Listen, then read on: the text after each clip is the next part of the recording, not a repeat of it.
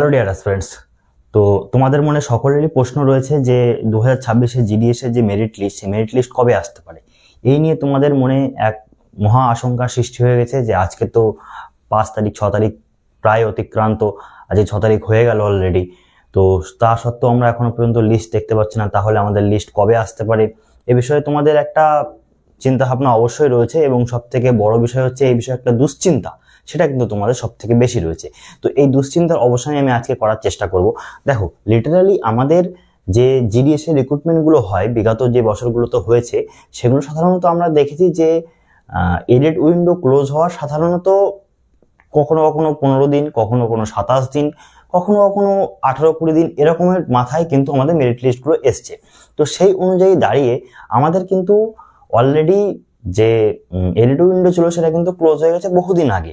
প্রায় ধরে নাও আমরা 15 দিনের কাছাকাছি কিন্তু আমরা পার করে ফেলেছি। তা সত্ত্বেও কিন্তু আমরা এখনো পর্যন্ত কোনো মেরিট লিস্টে দেখা পাইনি। অনেকেরই ধারণা যে এই সপ্তাহে কিন্তু মেরিট লিস্ট প্রকাশ হওয়ার প্রবল প্রবণতা রয়েছে। তো আশা করছি এই সপ্তাহেই তোমাদের মেরিট লিস্ট প্রকাশ হয়ে যাবে। এবার দেখো, আজকে অলরেডি তোমাদের এই সপ্তাহ শেষের দিকে, কেননা স্যাটারডে সানডে তো তোমাদের সবকিছু অফই থাকে। তো সেখানে দাঁড়িয়ে কিন্তু তোমাদের অলরেডি আজকে শুক্রবার, তো এই যে শুক্রবারটা চলে এসছে, আশা করছি যে আজকের ডেটে কিন্তু তোমাদের যে রেজাল্ট সেটা কিন্তু আসার প্রবল একটা প্রবণতা কিন্তু রয়েছে। অর্থাৎ এই যে আমরা জিডিএস এর রেজাল্ট ডেট, সেই রেজাল্ট ডেট কিন্তু আমরা সাধারণত ধরে নিতে পারি যে 6 তারিখ, 6th যে মার্চ, এই ডেটটাই কিন্তু মানে অর্থাৎ আজকের যে দিনটা, এই দিনটাই কিন্তু তোমাদের রেজাল্ট আসার প্রবল কিন্তু প্রবণতা রয়েছে। এবার একটা জিনিস তোমাদেরকে এখানে বুঝতে হবে, সেটা হচ্ছে দেখো, আজ 6 তারিখ, আজ যদি না আসে তাহলে কি হবে? তাহলে যেটা হবে সেটা হচ্ছে আগামীকাল 7 তারিখ, তারপরের দিন সানডেতে সাধারণত আসে না, আবার দিয়ে দিলেও দিয়ে দিতে পারে, সরকারের মর্জি ভাই, সেখানে আমার কি করার আছে, তোমারই বা কি করার আছে। আদারওয়াইজ সামনের যে উইকটা হচ্ছে যে মন্ডে, সেই মন্ডে কিন্তু তোমাদের লিস্ট কিন্তু দেখতে পেয়ে যাবে, আমি এমনটা আশা করছি। এখন বাকিটা গভর্নমেন্টের হাতে ভাই, গভর্নমেন্ট কি করবে না করবে সেটা অবভিয়াসলি তাদের ব্যাপার। আমরা শুধুমাত্র প্রেডিকশন করতে পারি এখান থেকে, আমরা তো আর সেখানে গিয়ে লিস্টটা বার করতে পারি না, তাই না? এটা একটা বিষয়। তো যাই হোক, এটার একটা রেজাল্ট সম্পর্কে, তোমাদের একটা ডেট সম্পর্কে যে দুশ্চিন্তা ছিল, সেটা নিয়ে একটা আইডিয়া তোমরা আশা করি পেলে। এবার সব থেকে বড় বিষয়, যে রেজাল্ট যেদিনকে চলে আসবে বা যেই মুহূর্তে চলে আসবে, সেই মুহূর্তে তোমার করণীয় কি হবে? সেই মুহূর্তে তোমার যেটা করণীয় হবে সেটা হচ্ছে তোমাকে প্রথমেই ভেরিফিকেশনে ডাকা হবে। এবার হ্যাঁ, জিডিএস এর ভেরিফিকেশন কারা করে? জিডিএস এর ভেরিফিকেশন করে ভেরিফিকেশন অথরিটি বলে একটা অথরিটি থাকে, ভেরিফিকেশন অথরিটি।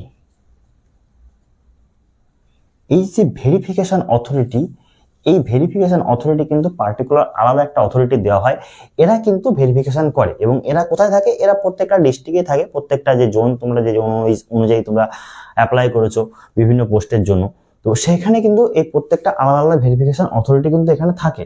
এই ভেরিফিকেশন অথরিটি কিন্তু তোমাদের ডকুমেন্টসগুলো তারা ভেরিফাই করবে। এবার কথা, তাহলে আমাদের কি কি ডকুমেন্টস রেডি রাখতে হবে? সব থেকে বড় বিষয় হলো এটা। দেখো, তুমি হয়তো তোমার লিস্টে নাম দেখতে পেয়ে গেলে, কিন্তু তোমার ডকুমেন্টস রেডি নেই। ভাই, এখানে কিন্তু একের পর এক লিস্ট বেরোয়, তুমি যদি ঠিক টাইমে তোমার ডকুমেন্ট সাবমিট করে জয়েন করতে না পারো, তোমাকে কিন্তু ওরা বাদ দিয়ে দেবে। পরের লিস্টে কিন্তু অন্য একজনকে সেখানে সুযোগ দেওয়া হবে। কেননা এখানে কিন্তু আমরা দেখেছি একটা লিস্ট কিন্তু বেরোয় না, আগের বার প্রায় 6টা লিস্ট বেরিয়েছিল, আমি যদি খুব ভুল না করি 6টা লিস্ট বেরিয়েছিল। তো এবারও এক্সপেক্ট করা হচ্ছে যে 5 থেকে 6টা লিস্ট কিন্তু এবারও আসতে চলেছে। এবারে কিন্তু 5 থেকে 6টা লিস্ট আসতে চলে। সাধারণত একটা লিস্ট থেকে আরেকটা লিস্টে যে যাওয়ার, তার গ্যাপ মোটামুটি আমরা দেখতে পেয়েছি যে 20 থেকে 25 দিন, এর মধ্যে কিন্তু সাধারণত পরপর লিস্টগুলো বেরোয়। আশা করছি এবারও সেই একই ঘটনা ঘটবে, এর ব্যতিক্রম হবে না, এমনটা আমরা ধরে নিয়ে চলতে পারি। তো সেক্ষেত্রে দাঁড়িয়ে এই যে টাইম পিরিয়ডটার মধ্যে কিন্তু তোমাদেরকে এই সমস্ত কাজগুলো কমপ্লিট করতে হবে, এবং তারপরে যে এক্সট্রা ভ্যাকেন্সি পড়ে থাকছে সেটা দেখে নিয়ে আমাদের যে জিডিএস রিক্রুটমেন্ট বোর্ড আছে তাদেরকে কিন্তু সেটা পাবলিশ করতে হবে। সুতরাং কতটা দ্রুত প্রসেসটা হবে বুঝতে পারছো? এই জায়গা থেকে দাঁড়িয়ে তোমাদের যে ডকুমেন্টসগুলো অবশ্যই নিজেদের কাছে এই মুহূর্তে রাখা দরকার, এবং অবশ্যই এই ডকুমেন্টসগুলো তোমরা একদম রেডি ওয়েতে রাখবে। ডকুমেন্টস প্লাস ডকুমেন্টসের জেরক্স, সেগুলো কি কি? প্রথমত হচ্ছে মার্কশিট, তোমাদের যে 10th পাস মার্কশিট আছে, সেই মার্কশিট তো অবশ্যই লাগবে। এছাড়াও অ্যাডিশনাল হিসেবে তোমরা যে অ্যাডিশনাল কোয়ালিফিকেশন যদি ওখানে তোমরা সাবমিট করতে চাও, অবশ্যই সাবমিট করতে পারো। এবং আমি বলবো যে তোমার লাস্ট কোয়ালিফিকেশন যেটা আছে সেটা কিন্তু তুমি ওখানে অবশ্যই শো করাবে। সেখানে ওরা নিল বা না নিল সে তাদের বিষয়, কিন্তু তোমার শো করানোটা কিন্তু কর্তব্য এখানে, ঠিক আছে? কারো যদি গ্রাজুয়েশন থাকে গ্রাজুয়েশন শো করাবে, কারো যদি এইচএস থাকে এইচএস শো করাবে, ঠিক আছে? এটা কিন্তু অবশ্যই করবে। এটা গেল হচ্ছে মার্কশিটের বিষয়টা। আচ্ছা, এরপর আইডেন্টিটি প্রুফ। আইডেন্টিটি প্রুফ বলতে আমরা কি বুঝি? আইডেন্টিটি প্রুফ বলতে আমরা আধার কার্ডকে বুঝি, আইডেন্টিটি প্রুফ বলতে আমরা ভোটার কার্ডকে বুঝি। আধার এবং ভোটার এই দুটো কিন্তু তোমরা অবশ্যই নিজেদের কাছে ঠিকভাবে রাখবে, এবং কোনো জায়গায় নামের স্পেলিং ভুল থাকলে, কোনো সমস্যা থাকলে সেটা কিন্তু অবশ্যই কারেকশন করিয়ে নিও। আর কি, কাস্ট সার্টিফিকেট। কাস্ট সার্টিফিকেট কাদের লাগবে? কাস্ট সার্টিফিকেট লাগবে হচ্ছে যারা এসসি আছে, যারা এসটি আছে, যারা এসসি আছে, যারা এসটি আছে, যারা ওবিসি আছে, তাদের কিন্তু কাস্ট সার্টিফিকেট দরকার হবে। এবং কাস্ট সার্টিফিকেটটা কি, কাস্ট সার্টিফিকেট লাগবে তোমাদের স্টেট গভর্নমেন্টে যে এসডি অফিস বা ডিএম অফিস থেকে দিয়েছে ওটা নিয়ে গেলে হবে না। তাহলে কি লাগবে? আমাদের রিক্রুটমেন্ট যখন নোটিফিকেশনটা বেরিয়েছিল জিডিএস এর, তখন দেখবে সম্ভবত 32 বা 33 পেজ, আমার এক্স্যাক্টলি মনে পড়ছে না, একবার দেখে নিও। ওখানে কিন্তু তোমাদের কাস্ট সার্টিফিকেটটা সেন্ট্রাল ফরম্যাট দেওয়া ছিল। ওই ফরম্যাটে সংশ্লিষ্ট অথরিটিকে দিয়ে তোমার কাস্ট সার্টিফিকেটটা রেডি করে রাখতে হবে। এটা কিন্তু খুব একটা ভ্যালিড বিষয় এবং খুব একটা কিন্তু গুরুত্বপূর্ণ বিষয়। এটা কিন্তু সবাই মনোযোগ সহকারে বুঝে নিয়ে এটা কিন্তু ওই ফরম্যাট নিয়ে গিয়ে এসডিও অফিস বা সংশ্লিষ্ট authority DM office, SDO office যেখান থেকে তোমাদের কাস্ট সার্টিফিকেট ইস্যু করা হয়েছে সেখান থেকে কিন্তু অবশ্যই এটা করিয়ে রেখো, তা না হলে কিন্তু ভাই খুব বিপদে পড়বে। এটা গেল। পিডাব্লিউডি সার্টিফিকেট যাদের আছে তারা অবশ্যই সেটা কিন্তু প্রডিউস করার জন্য রেডি করে রাখো। এবং এর রিলেটেড যদি ফরম্যাট তোমরা দেখে থাকো, আমার মনে হয় পিডাব্লিউডির কোনো ফরম্যাট রয়েছে, মেবি, আমি এটা শিওর নই। থাকলে তোমাদের কিন্তু সেই ফরম্যাটেই করতে হবে, আর যদি না থাকে তাহলে সেই প্রিভিয়াস ফরম্যাটে। আমি একবার এই পিডাব্লিউটা একটু দেখে বলে দেবো, তোমাদের কমেন্টে জানিয়ে দেবো, ঠিক আছে? আচ্ছা, আর medical fit certificate. Medical fit সার্টিফিকেটটা কি করতে হবে? মেডিকেল ফিট সার্টিফিকেট কোনো ডাক্তারকে ধরে 200-500 টাকা খাইয়ে তুমি বানিয়ে নেবা, ওটা কিন্তু হবে না বাবু। এখানে স্ট্রিক্টলি বলে দেওয়া হচ্ছে সরকারি হসপিটাল থেকে তোমাকে সমস্ত চেক আপ করিয়ে করতে হবে। তো তুমি অবশ্যই কোনো একটা সরকারি হসপিটালে যাবে এবং সেখানে গিয়ে এরকম জানাবে যে আমার এরকম ভেরিফিকেশন আছে, আমি জিডিএস এর জন্য অ্যাপ্লিকেবল হয়েছি, তো সেই জায়গায় দাঁড়িয়ে আমাকে একটু মেডিকেল ফিট সার্টিফিকেট করে দিতে হবে। তো তারা তোমার সমস্ত টেস্ট করে যেভাবে তাদের প্রসিডিউর আছে সেই অনুযায়ী কিন্তু তারা তোমাকে এই মেডিকেল ফিট সার্টিফিকেটটা দিয়ে দেবে। এটা কিন্তু তোমার খুবই গুরুত্বপূর্ণ। আচ্ছা, ইডাব্লিউএস যারা আছে, আমরা জানি ইডাব্লিউএস প্রত্যেকটা ফাইন্যান্সিয়াল ইয়ারে চেঞ্জ হয়, তো সেই অনুযায়ী কারেন্ট ফাইন্যান্সিয়াল ইয়ারের ইডাব্লিউএস সার্টিফিকেট কিন্তু তোমার লাগবে। এবং কোন ফরম্যাটে লাগবে হচ্ছে যে ফরম্যাট তোমরা রিক্রুটমেন্টের নোটিশের সময় যে ফরম্যাট তারা দিয়েছিল, যেমন এসসি এসটি ওবিসির ক্ষেত্রে আমরা দেখেছি, ঠিক সেরকমই ফরম্যাট কিন্তু দেওয়া আছে। তোমার নোটিফিকেশন থেকে দেখে নেবে, সম্ভবত 30 পেজের ওপরে দেওয়া আছে, 32, 33, 34, 35 এরকম জায়গায় কিন্তু থাকতে পারে, আমার এক্স্যাক্টলি মনে পড়ছে না। তো ওখান থেকে কিন্তু তোমরা ইডাব্লিউএস এর ফরম্যাটটা নিয়ে সেই ফরম্যাটে সংশ্লিষ্ট অথরিটি যে তোমাকে সার্টিফিকেটটা দিয়েছে, সেটা এসডি হতে পারে, ডিএম হতে পারে, তার কাছ থেকে কিন্তু তুমি এটা পূরণ করে সেই সার্টিফিকেটটা রেডি করে তোমাকে রাখতে হবে। আচ্ছা, বার্থ প্রুফ, এটা একটা বিশাল কনফিউজিং জায়গা এবং অনেকে এখানে ভুল করে। দেখো, বার্থ প্রুফ বলতে সব থেকে ভ্যালিড ডকুমেন্ট যেটা হয় সেটা হচ্ছে তোমার বার্থ সার্টিফিকেট। অনেকে বলে যে আধার কার্ড ঠিক আছে কিন্তু বার্থ সার্টিফিকেটের নামের বানান ভুল আছে, বা তোমার মাধ্যমিকে অ্যাডমিট ঠিক আছে, বার্থ সার্টিফিকেটের নামের বানান ভুল আছে। ভাই, বার্থ সার্টিফিকেট দেখিয়ে তুমি দুনিয়ার সমস্ত ডকুমেন্টস চেঞ্জ করতে পারো, কিন্তু কোনো ডকুমেন্টস দেখিয়ে তুমি বার্থ সার্টিফিকেট চেঞ্জ করতে পারো না, এই রাইট তোমার কাছে নেই।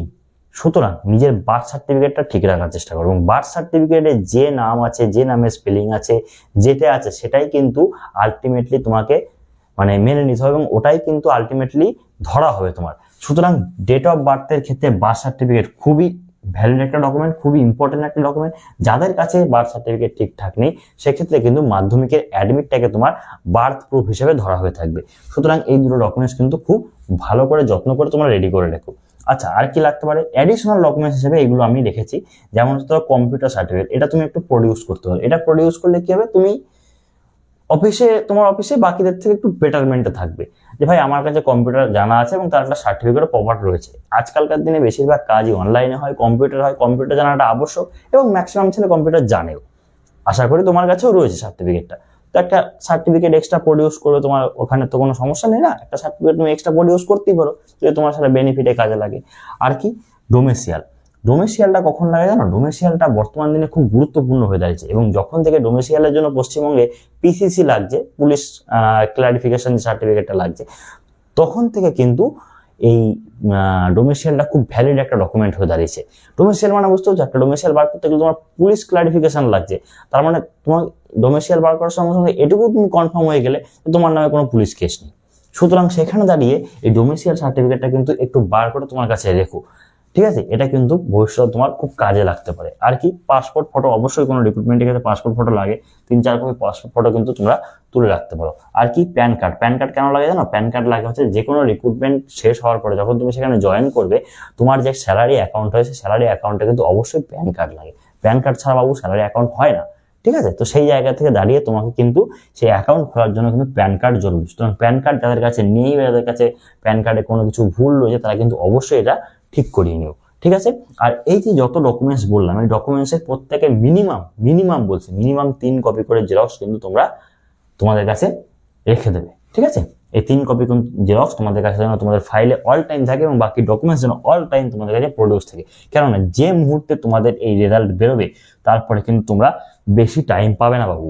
তো বেশি টাইম যদি তুমি না পাও, তোমাকে তখন যদি ডকুমেন্টস নিয়ে ছোটাছুটি করতে হয়, অ্যাকচুয়ালি এমনিতেই ভোটের টাইম চলছে, কোনো জায়গায় তুমি ডকুমেন্টস একদিন গিয়ে কাজ করতে পারবে না, কোনো জায়গায় তোমাকে ডকুমেন্টস একদিনে ঠিক করে দেবে না। ডকুমেন্টসগুলো কিন্তু তোমরা সবাই ঠিকঠাক করে নিও।